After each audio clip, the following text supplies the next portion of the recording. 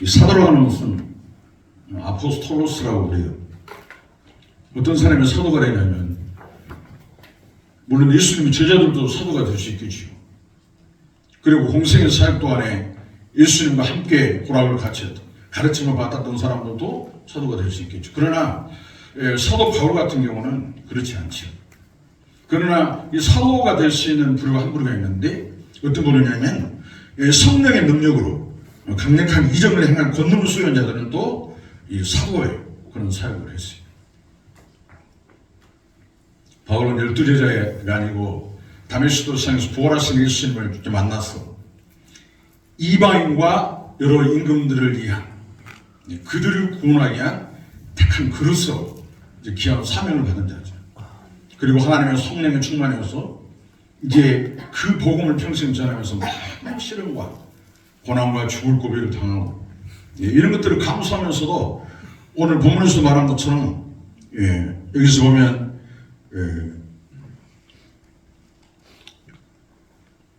그 오래 참는 바로 그런 덕을 보이는 것은 예수 그리스도를 위해서 또 한 사람이라도 영혼을 구원하는 데 있어서 자기가 그런 어려움들, 고난을 감내했던 것입니다.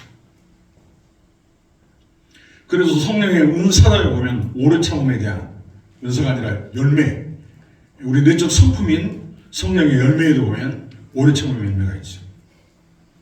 저는 개인적으로 목회가 뭐냐 이렇게 물어본다면 오래 참는 것이다, 그렇게 말하고 싶어요. 오래 참는 것. 사도들은 이제 예수를 대해 십자가의 피 묻은 복음, 부활의 복음을 선포하는, 또 주님으로부터 보냄을 받아서 주님에 대한 복음에 대한 말씀을 가르치고 전하는 그런 전달자, 뭐 그런 의미의 뜻도 있습니다. 근데 사도에 표된 것은 분명하게 사도와 거짓 사도들의 그런 그 다름을 보통 사람들이 봤을 때 확연히 드러나게 하는 것이에요. 그래서 사도에 표된 거라 그렇게 말합니다. 사도 바울은 갈라디아서 6장 17에 보면 내 몸에 예수의 흔적을 다했다. 그러면 이후로는 나에 대해서 함부로 하지 말합니다. 단호하게 말합니다. 그 흔적은 우리가 아는 것처럼 40에 하나 가만 로마 병정들이 39대 치질을 물을 5번 태장했어요. 돌에 한 번 맞아 죽을 뻔다. 이런 엄청난 몸의 흔적들이 있었던 거죠. 여러분들에게도 예수 흔적이 있으신가요?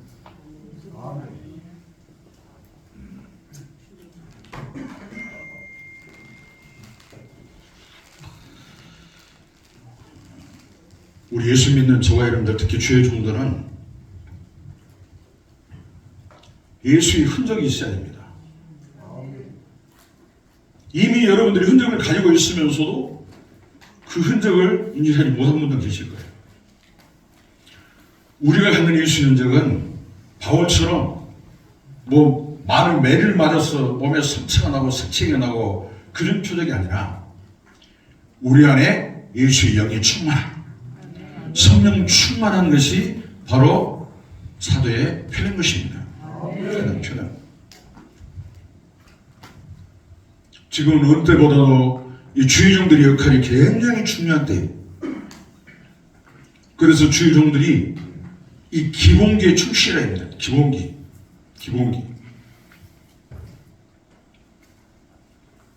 기본기에 충실할 때 영권과 인권, 물권이 충만한 그런 종들이 될 수 있어요. 에베소 6장 18절에 보면 구원의 투구와 성령의 검, 곧 하나님의 말씀을 가져라. 모든 기도와 간구를 하되 무시로 성령 안에서 기도하고 이를 위하여 깨어 구하기를 항상 힘쓰며 여러 성도를 위하여 구하라. 주의 종들은 하나님의 성령의 충만함과 더불어 구원의 확신이 있어야 돼요. 주의 종들이 구원의 확신이 없으면 안 되는 것입니다. 여러분 구원의 확신이 있으신가요? 정말 있어요? 그리고 어떻게 증명하겠어요? 구원의 확신을 어떻게 증명하겠냐고. 이렇게 갑자기 벙어리가 되면 시청자들 밥이 됩니다.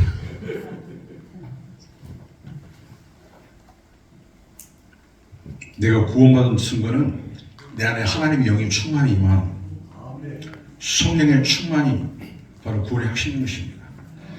내가 지식적으로 뭐 성경을 많이 알고 말씀을 많이 사모한다고 암송한다고 그것이 아니고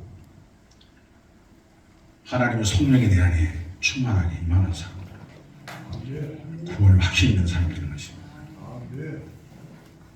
구원의 확신. 그래서 죄종들은 항상 성령 충만이에요. 성령 충만.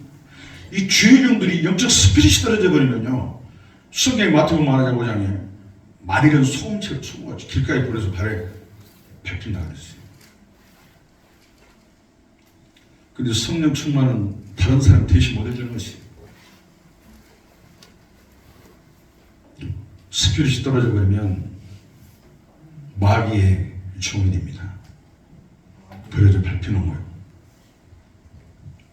성령 충만한 증거로 구체적으로 나타난 것이 이제 은사죠. 은사. 성경에는 21가지의 은사가 있는데요, 다 똑같은 은사가 다 임하는 건 아니고 사람마다 믿음의 분량대로 사역에 따라서 다 다르게 나타나는 걸 봅니다. 하나님의 선물이기 때문에 하나님께서 그 사람을 향한 그 사역의 그런 목적과 분량에 따라 다르게 나타나는 것이. 그런데 은사 중에서도 방언의 은사가 있어요. 방언의 은사. 죄종들은 반드시 방언을 해야 돼요. 특히 우리 신학생들은 반드시 방언을 해야 됩니다.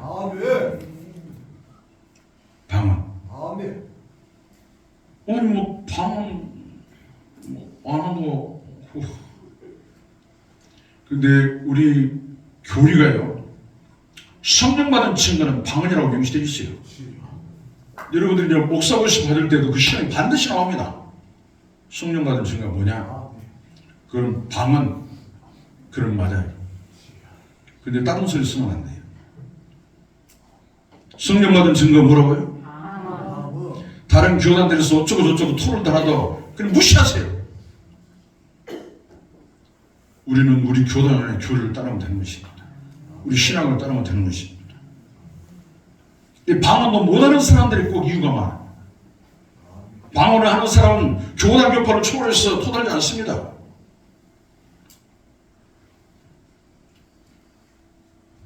방언은 믿는 자의 표적이에요. 마가복음 16장 17절 18절에 보면 믿는 자들에게 이런 표적이 따르네요.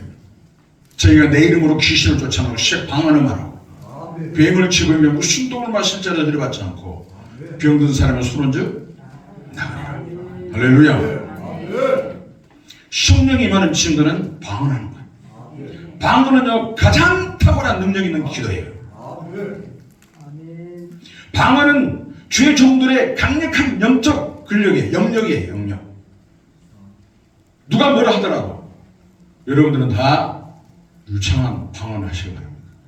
반드시 방언해야 돼요. 방언은 표적으로 나타나지만 또 은사로도 나타나요. 고린도서 12장 10절. 하나님이 주신 9가지 은사 중에도 방언의 은사. 그 다음에 성령 임하는 증거로 방언이죠. 사도행전 2장 4절에 보면 성령이 말하게 하심 따라 방언을 말했다고 그랬어요. 교회라고 하는 것이 목사가 왜 중요하냐면, 교회는 그 담임 목사가 생각한 대로 말한 대로 그대로 가버린 것입니다. 그 교회가 만약에 말씀을 강조하면 성도들은 말씀에서 말씀에 집중해요. 또 전도를 강조하면 그 교회 분위기 모든 시스템이 다 전도로 가는 것입니다. 또 선교를 강조하는 교회는 또 그렇게 하게 되어 있어요. 또 축복을 강조하면 그렇게 돼요. 치유를 강조하면 그렇게 하고. 그러니까 담임 목사님이 어떤 생각을 하고 어떻게 말하느냐, 그 선포된 말 그대로 가게 되어 있어요. 참고적으로 저는 축복을 강조합니다. 축복. 우리는 축복을 받아야 돼요. 특히 주일용들의 말에는요, 엄청난 근시가 있어요. 창조력이 있어요. 창조력. 말한 대로 그대로 되버리는 것입니다. 특별히 믿음의 말이라고 하는 것은요, 이 주일용들의 입술을 통해서 선포될 때 그게 성령의 역사는 그대로 되버리는 거예요. 그대로. 요한복음 14장 10절에 예수님께서 내가 한 일을 너희도 할 것이고 이보다 더 큰 일을 할 것이라고 했어요. 그러니까 아까 지금 예수님이 살아계시죠? 예수님이 살아계시죠? 그러면 예수님이 하신 말씀도 살아있는 것이에요. 그리고 그 이름도 동급이에요. 요한복음 14장 13절 14절이면 너희가 내 이름으로 무엇이든지 내게 구하면 내가 시하리라. 그 성경에 주님이 하신 말씀이에요. 히브리 4장 12절에는 하나님의 말씀은 살았고 운동력이 있어 자아구에 나선 어떤 금보다 대비해서 우리의 영과 혼감이 관절과 골수를 찔러주고 마음과 생각을 감찰하신다. 하나님의 말씀이 살아 역사하는 것은 그 말씀하신 예수님이 지금도 시퍼렇게 살아계시니까 그런 거예요. 그래서 그 말씀이 치료하고 우리를 살리고 우리의 마음과 생각을 영과 혼과 관절과 골수를 찔러 쪼개는 그런 능력이 말씀이 되는 것입니다. 죽은 자를 살리고 가난한 자를 부유케 하고 은숙의 신이 한 길로 왔다 일곱 길로 혼비백성 떠나가는 그런 역사가 나타나버리는 것입니다.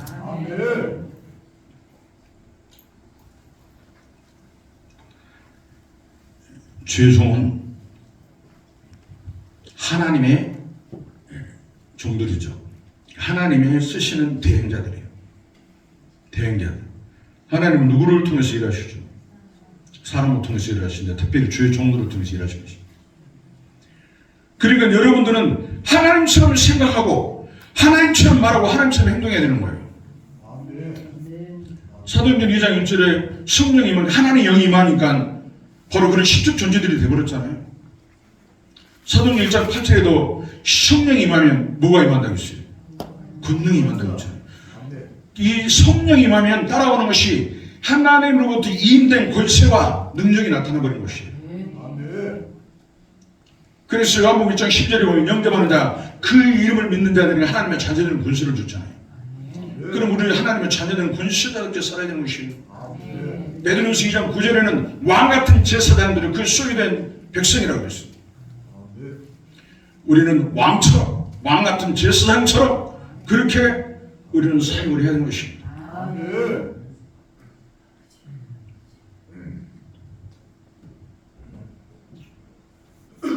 목회라고 하는 것은 잔재를 부리는 게 아니에요. 어떤 사람들은 온갖 잔재를 부리느라고 바빠요.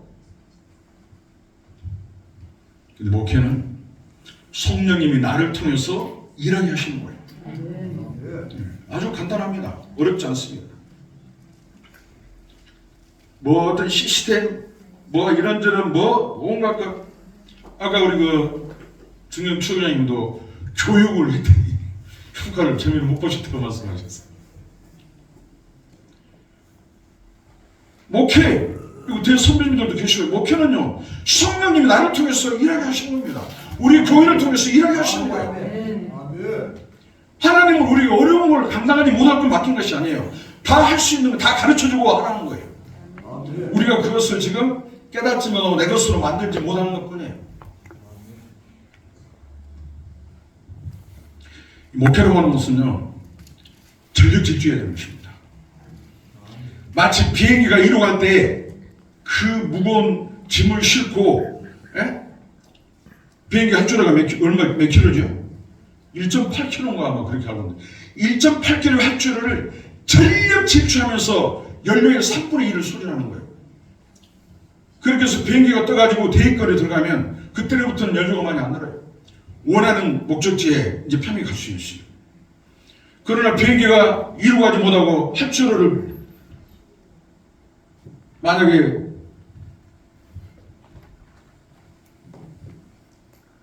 기은하게 나면 그건 더 이상 비행기가 아닐 거예요.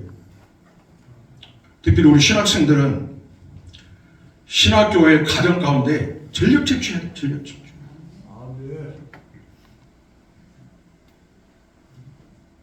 목회자는 이 말씀의 전문가가 되는 것입니다. 그 중에서 특히 예수에 대한 전공자가 되어야 돼요. 예수. 그러기 위해서는 사복음서를 많이 읽으세요. 신학교 가서 뭐 다른 거 할 필요 없어요. 성경 많이 읽으시고 기도 많이 하시고. 그래서 여러분들이 그런 은사가 넘쳐나고 능력자 권세자가 되어야 되는 것이에요. 우리 사역이라는 것이 우리가 세상과 다른 우리 주의 종의 표현 모습 바로 그런 거예요.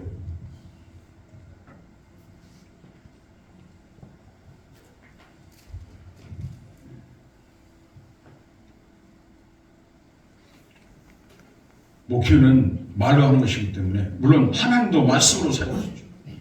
예수님도 말씀으로 살아가죠.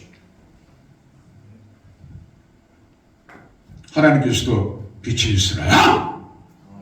빛이 있으라니까 빛이 있어도 있잖아요. 묻이 드러나. 묻이 드러나 버렸어요. 그런데 그 영이 우리 안에 계시기 때문에 우리도 똑같은 그런 역사가 나타나 버리는 것이에요. 예수님께서도 그렇지만 수많은 그 사역 중에 이적과 표적을 행할 때 회개하라. 무덤 속에 나사로에서 나사로야 나오라. 죽은 나사로 냄새는 나사로가 무덤에서 나오잖아요. 바다야 잠잠하라. 뭐 이 예수님의 군수의 영향력은요 온 세상에 모든 마음을 가운데 다 미치는 거예요. 왜냐하면 우리 하나님이 창조한 창조물이기 때문에 그래요. 그러니까 바다야 잠잠하라. 풍랑아 잠잠하라. 뭐 귀신아 떠나가라. 온갖 것들을 우리에게 임된 것이가 있기 때문에 믿음으로 단단히 명령을 수업하면 그대로 되어버린다니까요. 왜 의심하는 건가?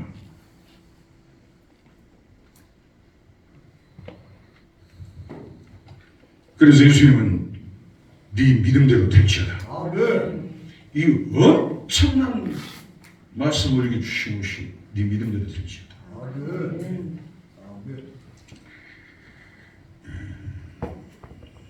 권세 있는 말을 하기 위해서는요 힘을 빌려야 돼. 말할 것도 없이 영역이 있어야죠. 영역이 없으면 말빨이 안 씁니다. 성령 충만하면 군시와 능력이 나타났어. 말빨이 있어요. 말빨이. 말한 대로 돼버리는 거. 지력이 있어야 됩니다. 지력. 말씀을 많이 보고 가면 암송하는 게 좋죠. 이 말씀이 금이 내 무기가 되는 것은 암송할 때 어떤 환경이나 처지, 상황이 놓였을 때 즉시로 이 말씀이 내 입을 통해서 선포되는 거예요. 그럴 때 그 말씀이 살아 역사하는 것입니다. 병든 자를 치료하고 귀신을 쫓아내고 어둠의 권세를 물리치고 가난한 자를 부유케 하고 심지어는 암덩어리가 뚝뚝 떨어져 나가고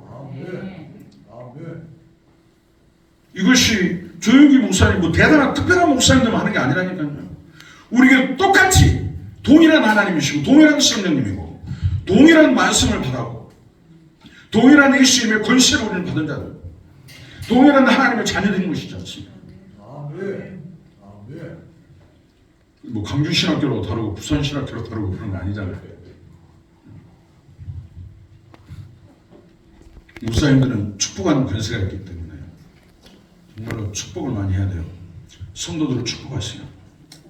자녀들을 축복하세요. 자기 자신을 축복하세요. 그리고 가정 사업장을 축복해 주시고 그들의 자녀들을 축복해 주시고 이 주의 정도는 축복하는 데 인생하면 안 돼요. 기회 많은 대로 축복해 주세요.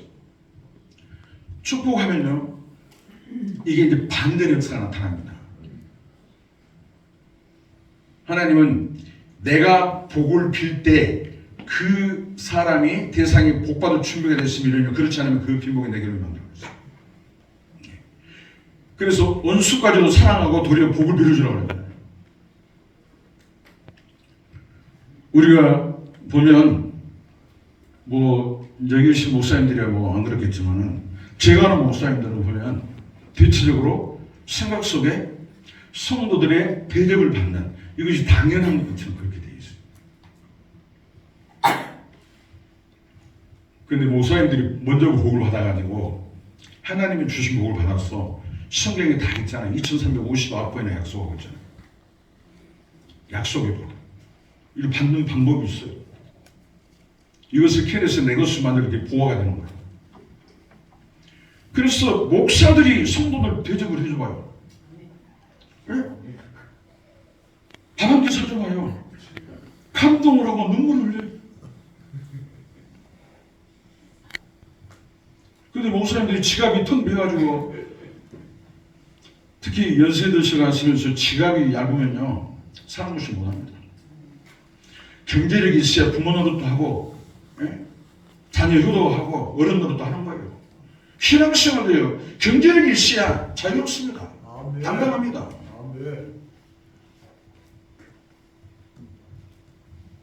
제가 우리 전국이 성경적 경제공부 때 초창기 때는요 목사님들한테 많은 내가 이제 조금 글씨가 있기 때문에 함부로는 안 하는데 좀 수근거리는 사람도 있어요. 뭐 번영신앙이니 만mon주의니 뭐 돈이 다냐. 저는 요즘은 이제 말하려면 예수님이 오시기 전과 이후를 비포의 토막처럼 이 코로나 이전 그러니까 벌써 한 4, 5년 된 것 같아요. 경기도에 어디 교회 집회를 갔었는데 이제 가까이서 이제 아는 친구 목사님이 있어요. 여러분도 아마 잘 아시는 목사님인데 전도에 아주 기재입니다. 대단한 능력이 있는 사람입니다. 지나가 하면서도 전도에 가지고 그 자리에서 신상 다 따고 전화번호 생년월일 다 따고 가족 구성원들 다 따고 그리고 결신시켜버려요. 대단한 능력. 그래서 이제 오라고 했어요. 저녁에 왔어요. 저녁에 중간에. 그러더니 그 다음날 끝나고 마지막 날 2박 3일을 옛날에 했었게 돼요. 자기 교회 와서 새벽에 새벽 시간 한 번씩 한번 해달라고. 그리고 같이요. 친구 목사하고 부탁하니. 근데 저녁에 한 번만 더 해줘요. 그리고 또 부탁하니까 했죠. 그랬더니 뭐라고 하냐면 끝나니까 내일 한 번만 더 해줘. 친구 목사 그러지 말고 다음 일정을 한번 잡아. 내가 2박 3일 이 여름에 옷이 속옷이 다 젖어가지고 지금 냄새가 풀풀 하는데 우측에 그렇게 할 수가 있냐. 내가 그냥 와서 해줄 테니까 와서 집회해주고 헌금도 해주고 할 테니까 날짜 잡아. 그래가지고 이제 합의를 봤어요. 근데 이상한 점이 있었어요. 우리 박 목사 그냥 길거리 횡단보도 지나가면서 결심받아가지고 그 전도의 능력자가 우리 성도들은 별로 없네? 그것이 문제돼요. 전도하면 교회까지는 오는데 왔다가 가면 안 와버려. 우리 박 목사 대단한 능력자 이 사람들 여기까지 데려다 온 것은 대단한 일이야. 대단한 일. 먹을 걸 줘야지. 먹을 거. 먹을 걸 줘야 다음에 또 하지. 그래서 나한테 뭐라고 하냐면 제 목사는 또 희한해. 왜? 집회를 하면서 딱 시작 5분 되면 전부 전 숫자가 많던 애들 딱 집중해요. 자기는 막 미친가 할렐루야 특별히 시험에도 이게 잘 안 되는 거예요. 근데 가만히 보면 저 목사는 슬금슬금 한 것 같은데 뭐 찬양 한장 드리고 뭐 기도하고 그런데 다 집중한대. 뒤에서 딱 보면. 그래서 아니 여기 와서 기도하면 교회가 상이 없었구나. 그럼 거기에 걸맞는 찬양 위로가 필요하면 위로의 찬양 성령 충만이 필요하면 성령 충만 찬양 또 축복이 필요하면 축복의 찬양 일수의 버리면 일수의 찬양 그렇게 하고 돈은 일만하게 뿌립니다. 부자는 척구하기가 어렵습니다. 이런 말하면 누가 듣겠어요? 우리 하나님은 좋으신 하나님입니다. 자기 아들까지 내주신 그 하나님의 사랑하신 하나님이 지금 이 자리에 오셔서 여러분들을 축복하시기 원합니다. 여러분들이 잘 되기를 원합니다. 여러분들이 건강하고 참수하십시오. 기회하면 거부들이 되십시오. 그게 하나님의 뜻입니다. 그러면 사람들이 그냥 뭐야? 갑자기 일하고 있다가 중심이 이렇게 오는 거예요. 이렇게. 그거 어려운 거 아니에요. 근데 어떤 분들은 습관적으로 그래요. 시작할 때 아니면 무슨 어디 세미나 왔어. 특히 경제인 아니면 요즘같이 힘들고 어려울 때 성도들이 왔는데 예배들이 왔는데 여러분 돈을 사랑하시기 말하기 뿐입니다. 열심히 있고 친구가 경제가 어렵다고요? 참으세요. 참아.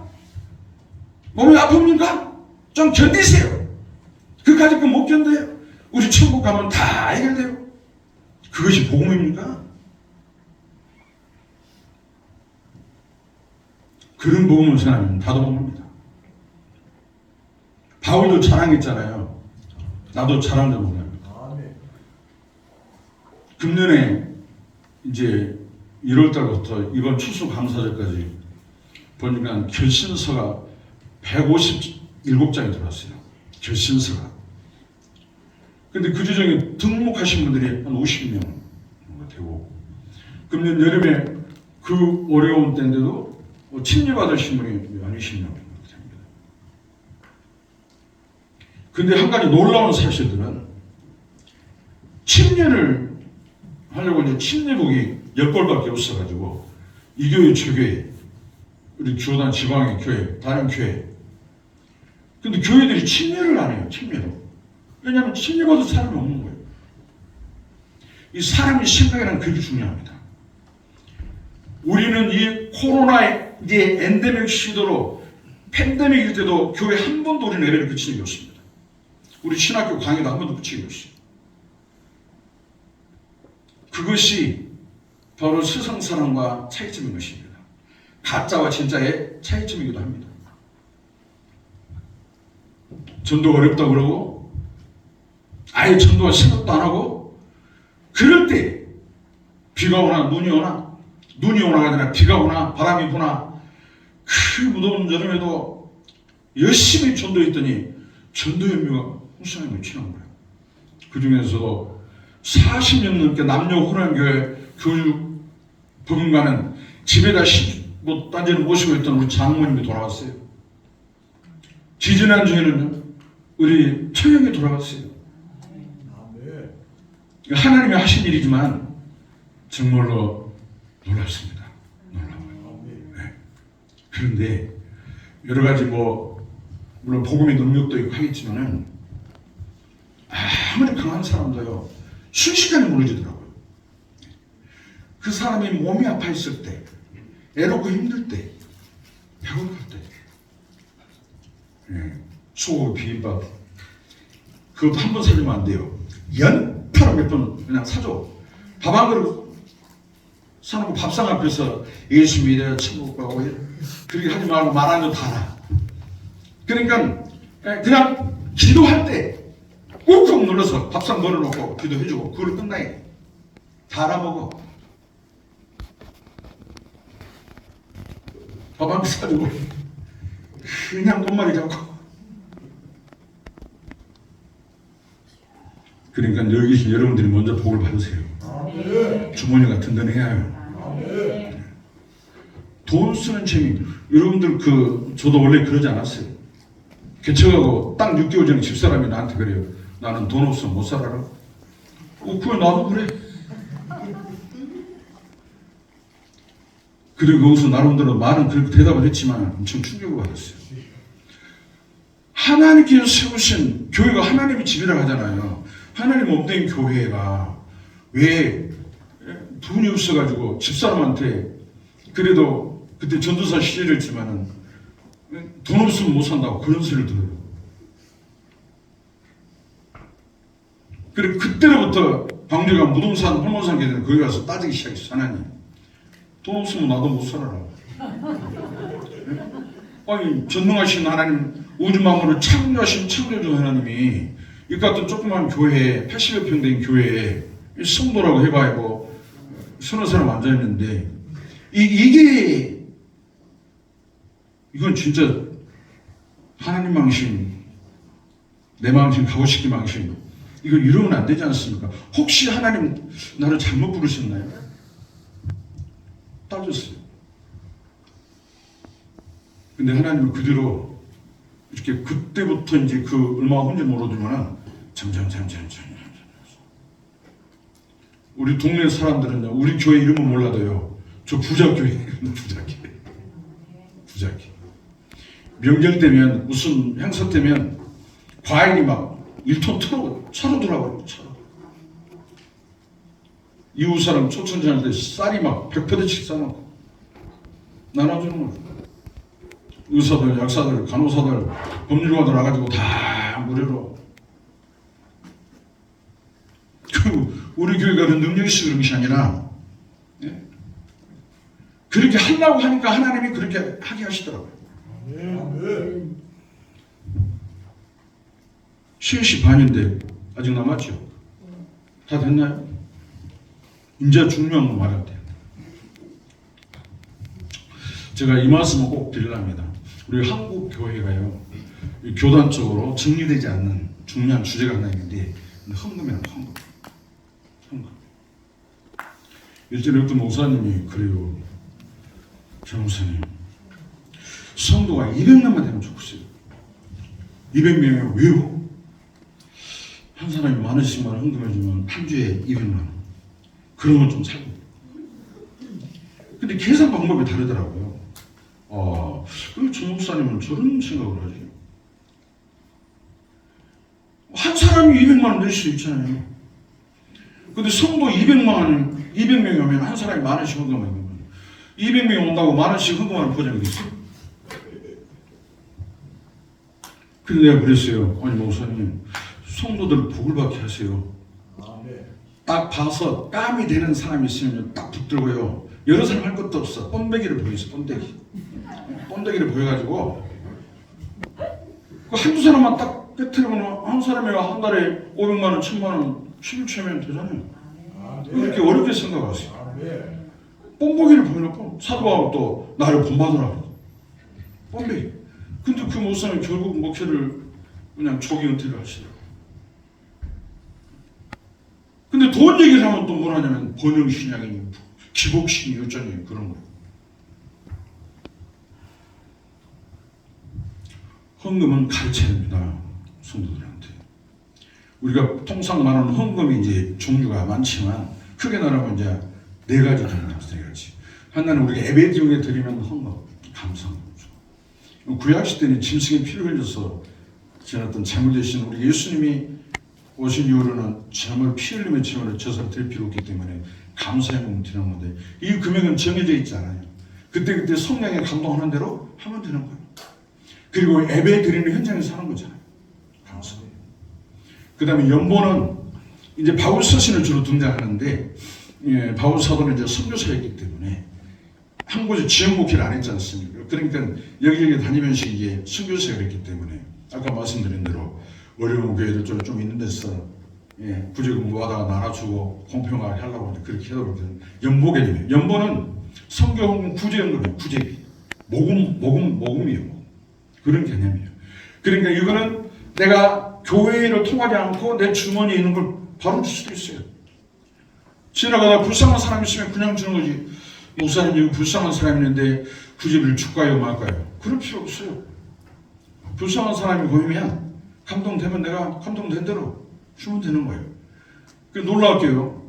이런 그 구제비는요, 그 사람이 나한테 되돌려 갚아주는 것이 아니에요. 빌립보서에 보면 하나님이 갚아주는 거예요. 마태복음 25장에 말씀하잖아요. 오른편이야. 성경의 구제비는 내가 조건 없이 주는 거예요. 예수의 사랑으로, 성령의 감동으로. 그러면 누가 갚아준다고요? 그 다음에 요즘은 많이 줄여든 성미가 있어요. 성미. 우리 한국교회 초창기에 이 성미가요, 굉장히 중요한 역할을 했어요. 성미. 원래는 성미단지가 그 이전에는 복음이 들어오는 신주단지. 각 부엌에다가 호리병 같은 거 놓고 밥할 때마다 한 숟가락 씻고 이렇게 해서 공들인 그 신주단지가 복음이 들어오면서 성미단지로 바뀐 거예요. 쌀이라는 것은 항상 현금이 하가 가능한 거예요. 그래서 식량으로도 되지만은 바로 현금하고 같아요. 언제든지 현금할 수 있는 거예요. 그래서 우리 초대교회 때 이 성미가 상당히 중요해요. 그래서 성경에는 두 군데의 성미가 묻히고 있어요. 그 다음에 이제 11조입니다. 11조가 아브라함의 11조로부터 말라기 11조까지 신약의 11조까지 쭉 연결되는데 그 11조는요 힘이 10성입니다. 여러분 11조가 뭡니까? 다 자기 나름대로 말합니다. 근데 성경에는 11조와 10분의 1과 10분의 1, 뭐 10의 1 이런 식으로 여러 가지 표현이 되어 있어요. 근데 어떤 데는 11조와 10분의 1 같이 나오게 돼요. 그런데 아브라함은 뭘 드렸죠? 10분의 1을 드렸어요. 전리품의 10분의 1. 예, 어렵게 생각할 것 없이 11조는 반복되는 거예요. 농산물이라든지 과일의 소출이라든지 이런 것들은 계속 매년 반복되는 거예요. 반복되는 거예요. 그리고 짐승 같은 것은 뭐냐면 11조를 돼도 새끼 한 마리는 안 되고 10쪽으로 쪼갤 수는 없잖아요. 그러니까 10분의 1 그것은 막대기 밑으로 지나가게 해서 새끼가 됐든 병든 거 건강 상관없이 10번째 되는 하나를 이제 드리는 거죠. 그래서 10분의 1이에요. 이해가 간가요? 11조의 개념과 10분의 1은 다릅니다. 그리고 11조는 뭐 어떤 왕이 세금 명목으로 이렇게 해서 백성들한테 거출할 때도 있었고 그 다양한 그때 시대마다가 다 그 점심, 헌금의 점심, 목적, 용처가 다 달랐어요. 그래서 11조는 이거다 이렇게 딱 말하기가 쉽지 않아요. 근데 보통 보면 하나님의 것이니까 하나님이 드린다. 뭐 틀린 말도 아니지만은 그렇지 않습니다. 저는 말라기 3장 10절과 12절을 중심으로 볼 때 11절은 내가 복을 받기 위한 씨앗 존재다. 저는 그렇게 정의합니다. 11조 전체를 그렇게 말할 수는 없어요. 말라기 3장 10절에 11절. 그 내용들을 보면 성경의 배경사는 농사원입니다. 그래서 11절은 하나님께서 싸울 것이 없도록 풀지 않아 보라. 이것은 하나님이 무슨 하늘에서 식량을 내리고 무슨 뭐 현찰을 준다는 게 아니고 농경사회 가운데서 때를 따라 이른 비 늦은 비를 내려주는 거죠. 이거 가신가요? 하나님이 하늘의 문을 열고 쌓을 것이 없도록. 하나님은 우리가 뿌린 씨앗에 그것이 풍년들게 하셔가지고 그 축복을 우리가 누리게 하는 거예요. 11절에는 농사원이. 그러니까 우리가 이 부의 어떤 그런 그 보장을 어디서 보냐면 이게 심고 거두는 10분이 올려 있어요. 씨의 특징이 16가지가 있습니다. 이 시간 다 말해버리면 언젠가 또 말할 기회가 없기 때문에 그건 제가 좀 아껴놓겠습니다. 시간도. 씨의 특징이 몇 가지가 있다고요? 16가지. 근데 씨라고 하는 것은 우리의 꿈과 같은 거예요. 그 씨 속에는요 강력한 에너지가 들어있어요. 그러니까 씨가 땅에 떨어지는 순간 이제 습도와 온도와 공기가 뭐 조건이 맞으면 바로 씨가 밑으로는 뿌리를 내리는 강력한 힘이 발동하고 위로는 싹이 나는. 여러분 가끔 가다 보면 그 다리 세멘트 벽 사이에 풀이 나거나 큰 나무가 나는 거 보게 될 거예요. 씨앗의 그 에너지는 그렇게 강력한 것입니다. 그리고 씨라고 하는 것은 하나님 원래 그 속에 DNA를 심어줬기 때문에 호박씨는 10년이 가도 100년이 가도 호박씨를 심으면 호박이 나오는 거예요. 그래서 심은 대로 거둔다고 그러지 않습니다. 무엇을 심든지 그대로 거둔다고 하지 않습니다. 그렇습니다. 내가 거두기를 원하는 거 심으면 거두는 거예요. 호박을 심어놓고 수박 먹고 싶다고 죽어놓는다고 수박이 되지는 않죠. 수박을 먹고 싶으면 수박씨를 심어야 되는 거죠. 내가 물질을 거두고 싶으면 뭘 심어야 돼요? 대답 안 한 거. 콩 심으면 못 나요? 콩이요. 팥 심으면 못 나요? 대답은 잘한데 돈을 그날 못 심어야 돼요. 음이 또 돈. 11조의 특징들이 여러 가지 있는데요. 11조는요. 이 11조 개념은 그러니까 내가 받은 것 속에는 이미 10개라고 하는 개념이 있어요. 10개. 내가 이달에 1200만 원 사람이 받았다. 그러면 그 1200만 원 이미 10개의 개념인 거예요. 내가 11조를 120만 원 냈어.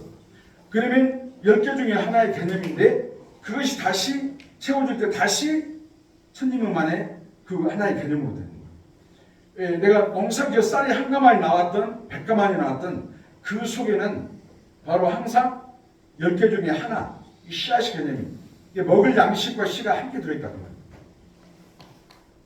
그러니까 씨는 네 것 내 것이 아니에요. 11조는 뭐 하나님 것이라고요. 이미 씨 속에는 11조 자체가 네 것도 내 것도 아니고 그건 다시 심어야 씨앗인 것이에요. 씨앗. 그러니까 하나님 우리가 사과를 먹으면 씨까지 먹어본 사람은 없죠. 그 안에 과일만 먹죠. 그리고 씨는 심든지 버리든지 씨는 먹지 않는 것이에요. 그런데 11조는요. 우리가 들었을 때 하나님이 지켜주는 그런 놀라운 축복이 있어요. 지켜주시는 것이에요. 그리고 그것이 이 11조는요. 장관 축복, 황충이 취하지 못하게 하고요. 그리고 지켜주는 거잖아요. 그 다음에 심고 거두는 장관 축복. 일회성이 아니에요. 로또 복권 100억을 맞았던 뭐 1000억을 맞았던 그것보다도 하나님의 씨 뿌림을 통해서 거두는 것이 훨씬 더 유익한 것이죠. 그 원리를 알면요. 목사도요. 죄송합니다. 목사도 심어야 거두는 거예요. 이것은 하나님이 이 경제 원리에 이 심고 거두는 원리 하나의 법칙으로 만들어 놓은 거예요. 요즘 이 시대 목사님들이요. 재정이 결핍해가지고 그러면 안 돼요. 하나님의 종들이 먼저 복을 받아서 당당하게 성도들한테 그런 모습을 보이면 안 돼요. 성경에는 두 부류의 신앙의 사람들이 나오죠. 아브라함처럼 하나님이 주신 복을 받아서 장관 축복을 받고 자손의 번성을 이루고 민족 번성을 이루고 어떤 엄청난 영향력 있는 삶을 사는 사람이 있는가 하면 그렇게 하고 천국 가잖아요. 나사로는 어떻게 했어요? 부잣집 밑에서 병들어 가지고 오직이 어렸으면 몸에 짓물난 개들여서 핥았다 그랬어요. 병들어 거지 남에서 얻어먹고 사는 거지 근사 거지로 살다가 나사로도 어디 갔어요? 아브라함 품에 안 갔어요. 근데 착각하면 안 돼요. 천국은 아하 나사로처럼 가난하고 병들고 비리비리한 삶을 살아야 천국 가는. 천국은 누가 갑니까? 천국은 누가 가냐고요? 부자든 가난하든 병들든 건강하든 예수 믿어야 가는 것이에요. 부자가 천국 못 간다고요? 그런 엉터리가 되겠죠. 성경 어디가 그런 써져 있어요? 부자든 가난하든 배웠든 못 배웠든 내가 건강하든 안 건강하든 예수 믿어야 천국 가는 거예요. 복음을 올바로 가르치고 올바로 전파해야 되는 것입니다. 어떤 목사님도 성도들 거지 근성을 만들어요. 거지 근성.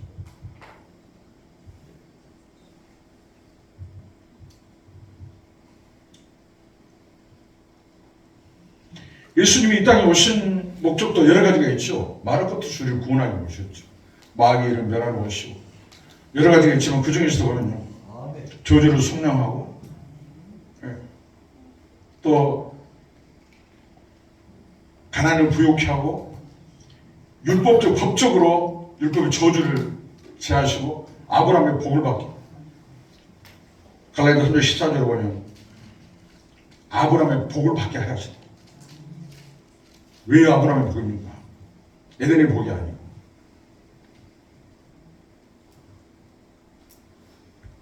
저는 어디 갔는데 어떤 목사님이 그래요. 복 받아라! 그러니까 아멘! 그래요. 뭘 주는 이단 개수가 있나? 여러분 목사가 복 줍니까? 목사가 복을 줄 수 있어요? 복은 하나님만 주시는 것이에요. 목사는 복을 빌어주는 거예요. 축복하는 거예요. 축복.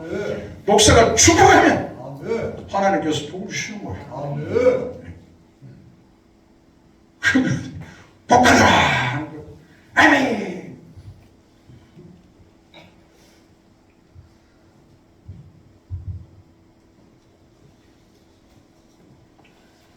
(11조를) 통해서 하나님은 우리에게 쌓을 것이 없도록 이 씨에 올린데, 이 본성에 올린대요. 그런 복을 주심으로 해서 하나님 영광을 받으시는 것입니다. 우리가 이 땅에 예수 믿고 고마운 사람 땅에 사는 동안 가난하게 살고 뭐 이렇게 주출박에서 뭐 특별한 삶이 있어서 그럴 수도 있어요. 그러나 성경을 어디 봐도 가난이 하나님께서 가난하기를 원하는 건 한 번도 없어요. 다 잘되기를 원하고 복받기를 원하고 복주기를 원하는 거죠. 잠언 10장 20절에도 여호와께서 복을 주심으로 사람으로 부하게 하시고 근심 없는 복을 주신다고 그러잖아요. 그 외에도 성경을 보면요, 일반적인 복이 있죠. 일반적인 복.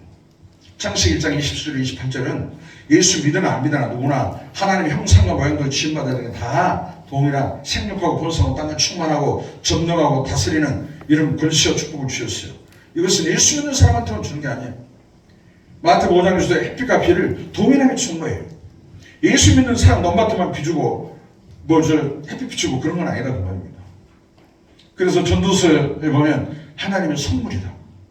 하나님 주신 복이 선물인 것이에요. 그런데 이제 예수 믿는 사람들한테 주는 약속의 복이 있어요. 그게 아브라함의 복인 것입니다. 약속. 에덴 동산에서는 하나님께서 동산과 부동산을 줬는데 그걸 관리하고 지키지 못하니까 마귀에 다 뺏겨버린 거예요. 그 증거가 어디가 있느냐? 누가복음 4장 5절 7절에 보면 이 마귀 새끼들이 예수님을 시험할 때요. 공생을 시험할 때 선한 마음으로 보여주면서 내게 엎드려 절하면 내가 애복을 준다고 했어요. 원래 하나님 마귀한테 복을 준 적이 없어요. 근데 뭐라고 하냐면 이것을 내게 넘겨준 것이다. 넘겨준.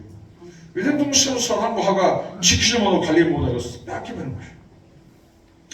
그래서 우리가 경제공, 즉 부자 되기가 어려운 것은 또 영혼 구원, 전도가 어려운 것은 빼앗긴 것을 다시 찾아오려 하는 거 어려운 거예요. 그것은 치열한 영적 싸움이 있어야 되는 거예요.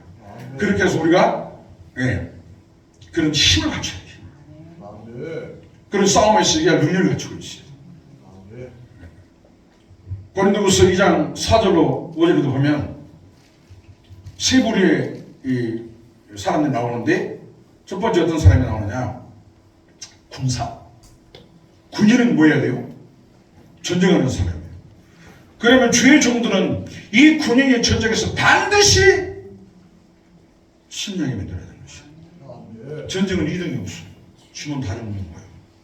그리고 주의 종들은 이 군인들한테는 뭐가 되느냐? 사령관이 돼야 돼요. 그것도 야전 사령관. 그래서 이 군인들이 전쟁에서 반드시 승리할 수 있도록 그렇게 해야 되는 거예요. 또 한 비유가 나오는데 경기하는 자. 경기하는 자는 뭐 해야 돼요? 경기에서 면류관을 받아야 되잖아요. 그러면 목회자들은 뭐 어떤 역할을 해야 돼요? 감독 코치를 해야 돼요. 감독 코치가 돼서 반드시 우승해서 면류관을 쓰도록 그런 역할을 해줘야 되는 거예요. 나중에 농부가 나와요. 농부는 그 목적이 뭐죠? 농사에서 풍년 드는 거예요. 풍년. 누가 해주냐? 여러분들이 농부인 성도들 풍년 들게 해야 돼요. 그렇게 하기 위해서는 좋은 씨앗을 소개하고 좋은 땅을 소개하고 그 다음에 애들에게 좋은 농업 기술을 가르쳐줘야 돼요. 그렇게 농촌 지도소 수장 같은 역할을 해야 되는 것입니다. 그것을 영권, 바꿔 말하면 인권, 물권 이렇게 말할 수 있어요. 이 시대에 주의 종들의 사명은 시급합니다. 정치가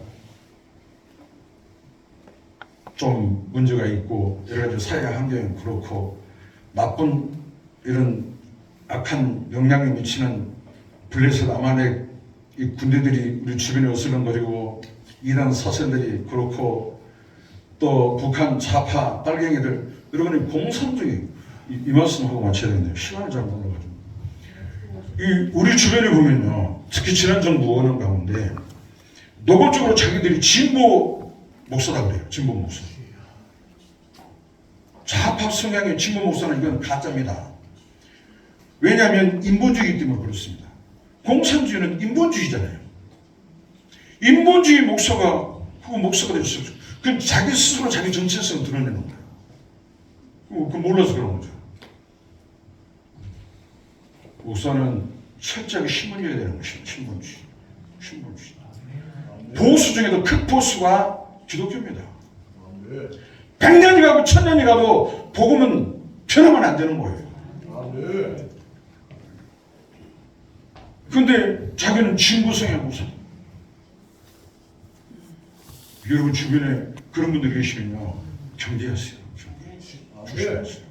어저께도 오니까 옆에 세미나실에서 한데 가만히 보니까 뭐 통일어 쪽에서 이놈들 또 냄새 나오는구나 들여다보니까 북한 이 파란색으로 해놓고 막 빛나는 천 해놓고 거기서 쭉 어디 충청도 어디 사람들 모시고 버스로 한 대 와가지고 여기서 뭐 하더라고요. 시대가 좀 이렇습니다. 우리는 두 눈을 부릅뜨고 우리 주변을 살피고 성경도 그러잖아요. 우는 사자처럼 악한 영들은 우는 사자처럼 돌아다니며 생필 자를 찾는다고 하잖아요. 이럴 때 우리가 어떻게 해요? 마귀를 대적해야 되는 것입니다. 그런 것들을 분별해서 색출해내서 대적해야 되는 거예요. 물리쳐야 되는 것입니다.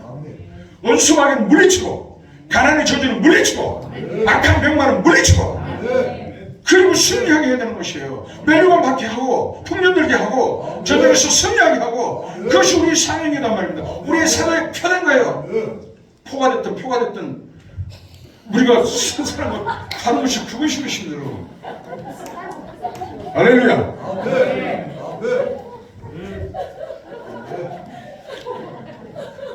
할 말은 많으나 이걸로 갈망했습니다. 하나 뭐 한두 번도 없어요. 감사하신 하나님 감사합니다. 하나님 우리 이렇게 사랑하셔서 우리 부산신학교 광주신학교 마지막 때에 크고 귀하게 쓰시려고 이렇게 은혜의 자리 베풀어 주셔서 감사합니다.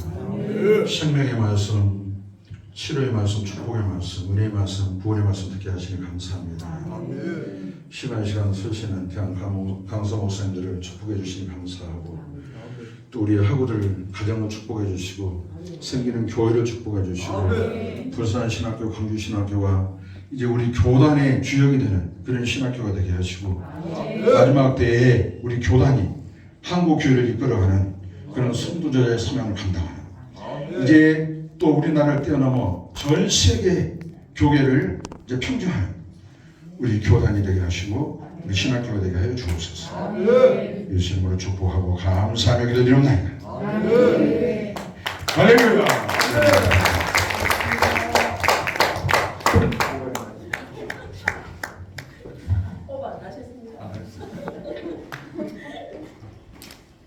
열강해 주신 최정식 목사님께 한 번 더 감사의 표시를. 저 발음 잘해야 됩니다. 발음 잘못하면 또 몇 번이나 또 목사님께서 말씀하시기 때문에 저 발음 잘하겠습니다. 10분 쉬시다가 4시 10분